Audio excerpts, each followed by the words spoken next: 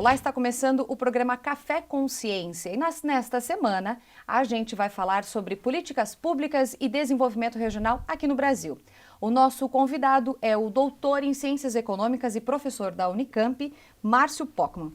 Professor, seja muito bem-vindo ao nosso programa. Eu que agradeço a oportunidade. A satisfação está contigo aqui, os que nos acompanham. Obrigada.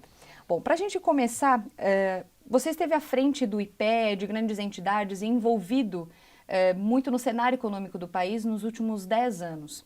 Como é que você vê hoje o cenário brasileiro? A gente está numa famosa crise econômica, como diz a mídia, alguns setores da sociedade, ou isso é só história? Não, é um tema mal posto, a meu modo de ver, né? O Brasil teve um salto, um protagonismo importante nesses primeiros anos do século XXI.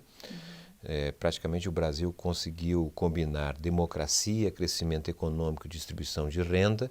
Isso fez com que ele ingressasse na crise de dimensão global iniciada em 2008 em condições muito melhores do que outros países, né? Para ter uma ideia, segundo a Organização Internacional do Trabalho, o mundo teria destruído cerca de 62 milhões de empregos a partir de 2008.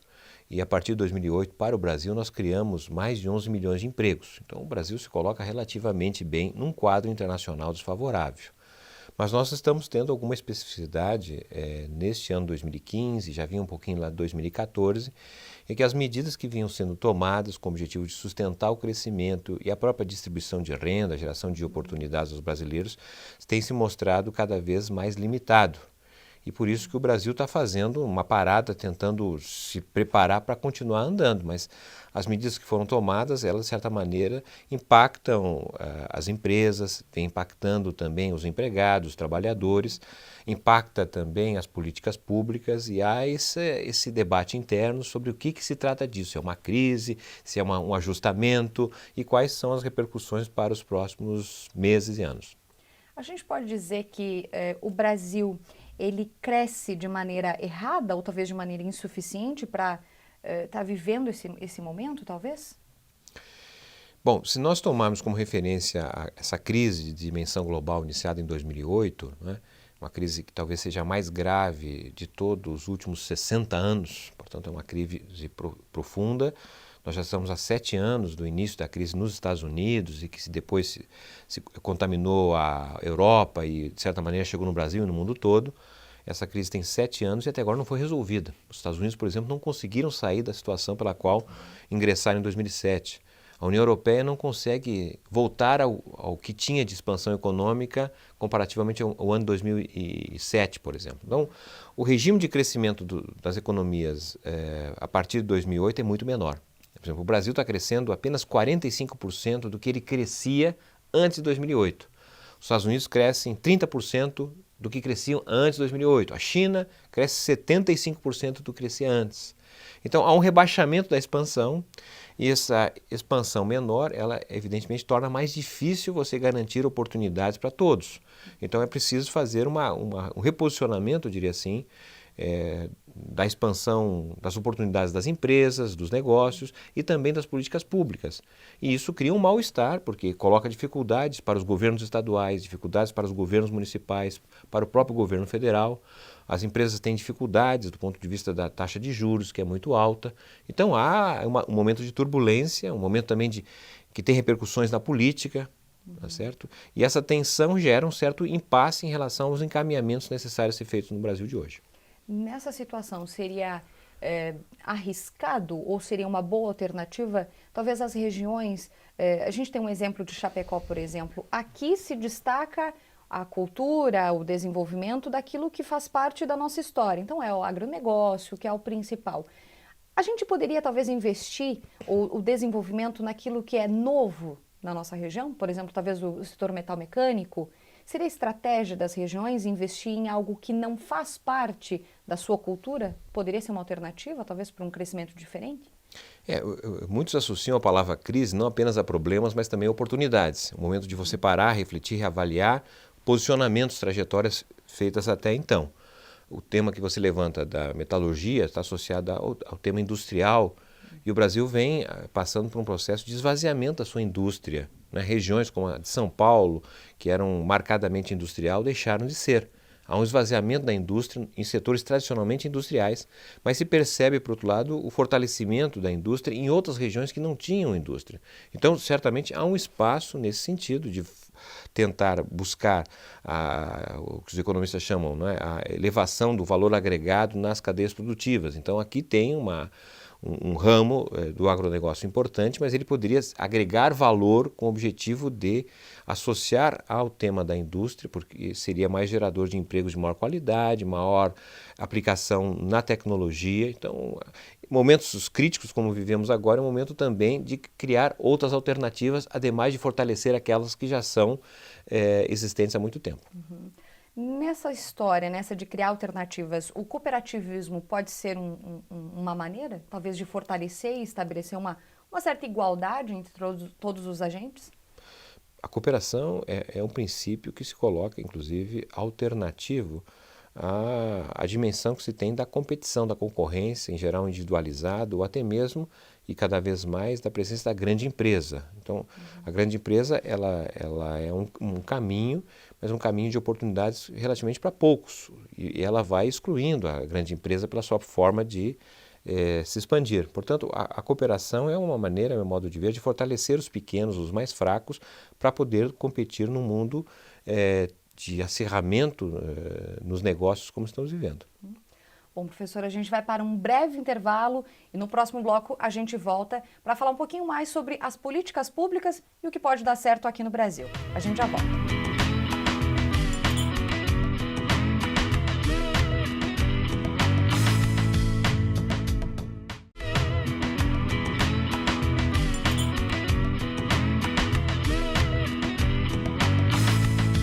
Estamos de volta com o Café Consciência e nesta semana o nosso tema em debate é a questão das políticas públicas e o desenvolvimento regional aqui no Brasil. O nosso convidado é o professor Márcio Pockmann, da Unicamp. Professor, no último bloco a gente comentou muito sobre o desenvolvimento, alternativas, essa possível crise que o Brasil está passando ou não. Agora a gente vai falar um pouquinho de políticas públicas. Essas ações que são criadas principalmente para classe de renda mais baixa, elas têm uma eficácia mesmo? Talvez ela deveria ser temporária ou não? Ela pode ter uma longa duração? Bem, nós temos uma construção do Estado brasileiro e das políticas públicas que, de certa maneira, terminou ao longo do tempo deixando de fora determinados segmentos da sociedade. Segmentos esses que geralmente foram os segmentos mais vulneráveis. Nós podemos reconhecer que grande parte dos pobres no Brasil só conhecia o Estado através da polícia.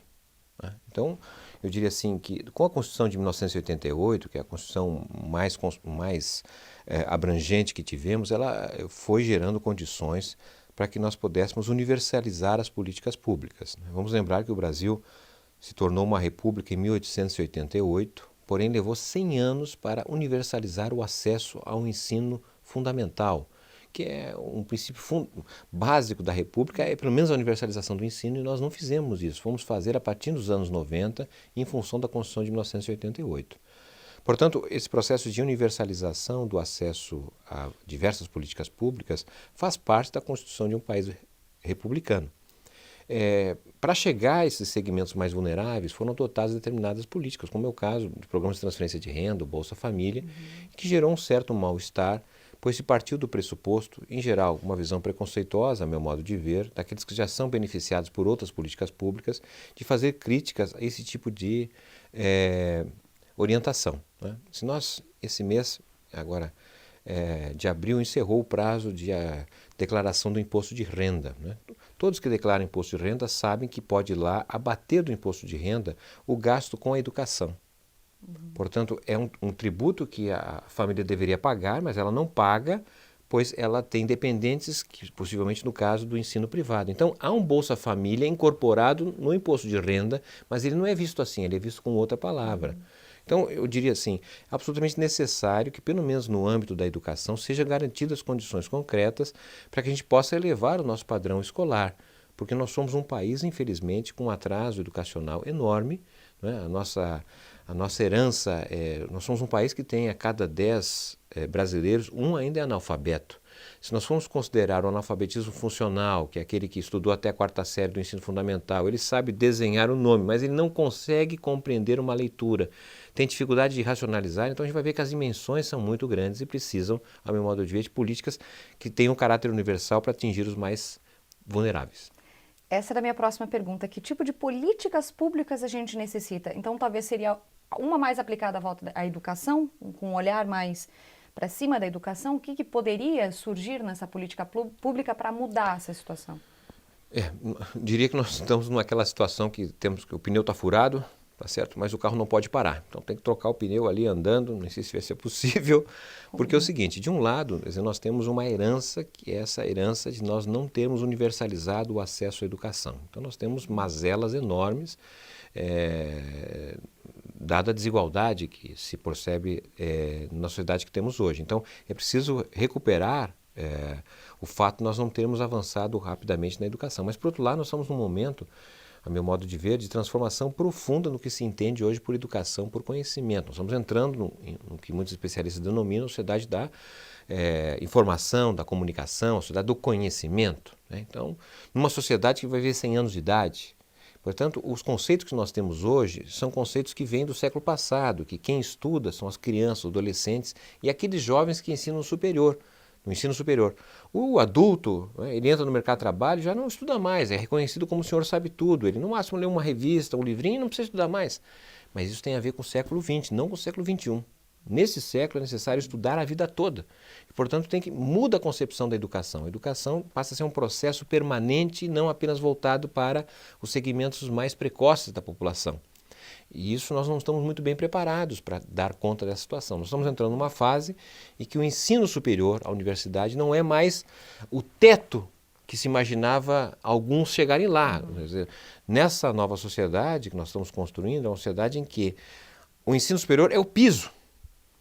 Tudo começa a partir da universidade. Então é necessário universalizar a universidade. Mas nós olhamos o Brasil, nós só temos 15% dos jovens de 18 a 24 anos matriculados em ensino superior.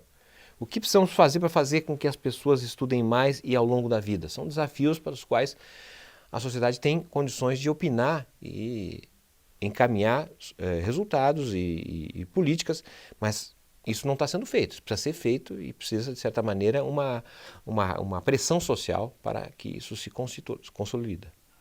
Bom, professor, nosso tempo terminou, a gente teria muito assunto ainda. Eu agradeço a sua participação aqui no Café com Ciência. Eu que agradeço a oportunidade. Bom, o Café com Ciência dessa semana vai ficando por aqui, mas na próxima a gente volta com mais debate, pesquisa e extensão. Até lá!